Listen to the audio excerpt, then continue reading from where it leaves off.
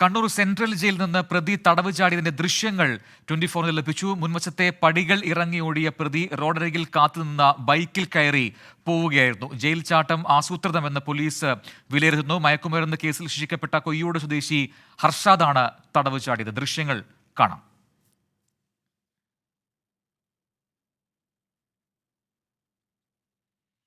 സജോ ദേവസ്യ ചേരുന്നുണ്ട് കൂടുതൽ വിവരങ്ങളുമായി കണ്ണൂരിൽ നിന്നും. സജോ, സെൻട്രൽ ജയിലിന്റെ മുൻവശം ദേശീയപാതയാണ്.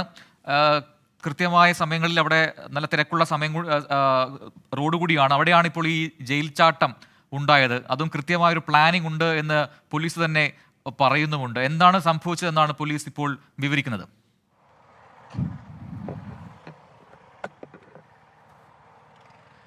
പ്രജൻ, ഞാനിപ്പോൾ നിൽക്കുന്നത് സെൻട്രൽ ജയിലിൻ്റെ മുൻപിലാണ്. സെൻട്രൽ ജയിലിൻ്റെ മുൻപിൽ ഈ കാണുന്നത് ദേശീയപാതയാണ്. നേരെ എതിർഭാഗത്ത് ഒരു ഗേറ്റ് ഉണ്ട്.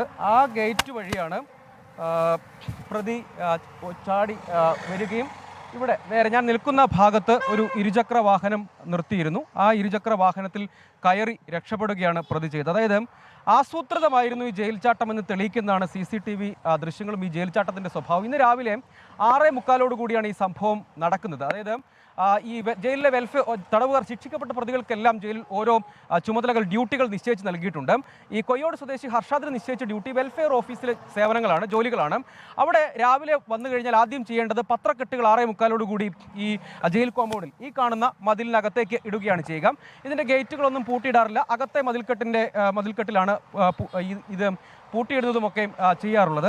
അങ്ങനെ പതിവ് പോലെ ഈ വെൽഫെയർ ഓഫീസിലേക്കുള്ള പത്രക്കെട്ടുകൾ എടുക്കാനെന്ന വ്യാജേന ഹർഷാദ് പുറത്തേക്ക് വരുന്നു. അങ്ങനെ ഈ പത്രക്കെട്ടുകൾ എടുത്ത് വെൽഫെയർ ഓഫീസിലേക്ക് പോവുക എന്ന ലക്ഷ്യത്തോടു കൂടി ഇവിടെ വരുന്നു. പക്ഷേ അതിനിടെ ഈ പത്രക്കെട്ടുകൾ അവിടെയുണ്ട്. ആ ഭാഗം കടന്ന് ഓടി പുറത്തേക്ക് ഇറങ്ങി വരുന്നു. ഞാൻ ഇപ്പോൾ നിൽക്കുന്ന ആ ഭാഗത്ത് ഒരു ഇരുചക്ര വാഹനം നിർത്തിയിട്ടിരുന്നു. ആ ഇരുചക്ര വാഹനത്തിൽ കയറി രക്ഷപ്പെട്ടു പോവുകയാണ് ചെയ്തത്. കണ്ണൂർ ഭാഗത്തേക്കാണ് ആ വാഹനം പോയത്. അതായത് ഒരു കാര്യം ഉറപ്പാണ്, ജയിലിനകത്ത് വെച്ച് ഒരു ആശയവിനിമയം ഈ പ്രതി നടത്തിയിട്ടുണ്ട്. അതായത് ഇദ്ദേഹത്തെ രക്ഷപ്പെടുത്തി കൊണ്ടുപോകാൻ ഇരുചക്ര വാഹനത്തിൽ പുറത്തൊരാൾ വളരെ കൃത്യമായി കാത്തുനിന്നിരുന്നു. അദ്ദേഹം നിൽക്കുന്ന സ്ഥലം ഉൾപ്പെടെ കൃത്യമായി ഹർഷാദിന് അറിയാമായിരുന്നു. ജയിലിനകത്ത് വെച്ച് ആശയവിനിമയം എങ്ങനെ നടന്നു എന്ന് വെച്ചാൽ ജയിലിനകത്ത് മൊബൈൽ ഫോണുകളടക്കം കൃത്യമായി ഉപയോഗിക്കുകയും പലപ്പോഴും റെയ്ഡുകളിൽ പിടിച്ചെടുക്കുന്ന സംഭവവും ഉണ്ടായിട്ടുണ്ട്. ഇദ്ദേഹം രക്ഷപ്പെട്ട് കുറച്ച് കഴിഞ്ഞപ്പോൾ മാത്രമാണ് ജീവനക്കാർ പത്രമെടുക്കാൻ പോയ ആൾ തിരിച്ചു വന്നില്ല. കുറച്ച് കഴിഞ്ഞപ്പോൾ മാത്രമാണ് തിരിച്ചറിഞ്ഞത് ഹർഷാദ് രക്ഷപ്പെട്ടു എന്നത്. പിന്നെ ടൗൺ പോലീസിൽ വിവരം അറിയിക്കുന്നു. ഈ കാണുന്ന പടിക്കെട്ട് വഴി, അതായത് സാധാരണ ഇവിടെ പത്രം വരും, ഇതിനകത്തിടും. നേരെ പുറയിൽ കാണുന്നതാണ് ജയിലിൻ്റെ പ്രധാന ഗേറ്റ്. അതുവഴി ഈ വെൽഫെയർ ഓഫീസിന് പുറം ഭാഗത്താണ്. ആ വെൽഫെയർ ഓഫീസിലേക്കാണ് ഈ നിശ്ചയിച്ച ഡ്യൂട്ടിക്കായി അദ്ദേഹം എത്തിയത്. അതിനുശേഷം ഈ ഗേറ്റ് തുറന്ന് നമുക്ക് ഈ ദൃശ്യങ്ങളിൽ കാണാവുന്ന ഈ ഗേറ്റ് തുറക്കാവുന്നതാണ്. ഇത് പൂട്ടിയിടുന്ന ഗേറ്റ് അല്ല. ഇത് തുറന്ന് ഇതുവഴി അദ്ദേഹം പുറത്തേക്ക് ഓടി ഇറങ്ങുന്നത് ഈ CCTV ദൃശ്യങ്ങളിൽ കാണാം. ഇതുവഴി ഓടി പുറത്തേക്ക് ഇറങ്ങുന്നു. ഇരുചക്ര വാഹനം നേരെ ജയിലിൻ്റെ തന്നെ പമ്പാണ് നേരെ ആ ഭാഗത്ത് കാണുന്നത്. ആ പമ്പിലെ CCTV.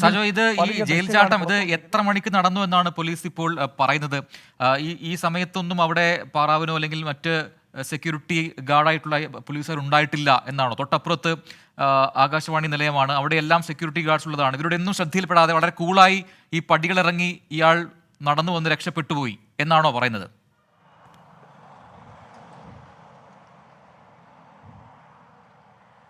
പ്രജിൻ, അതായത് ഇദ്ദേഹം മയക്കുമരുന്ന് കേസിൽ 10 വർഷം ശിക്ഷിക്കപ്പെട്ട പ്രതിയാണ്. ഏതാണ്ട് 1 വർഷത്തോളമായി കണ്ണൂർ സെൻട്രൽ ജയിലിൽ തടവ് അനുഭവിച്ചു വരികയുമാണ്.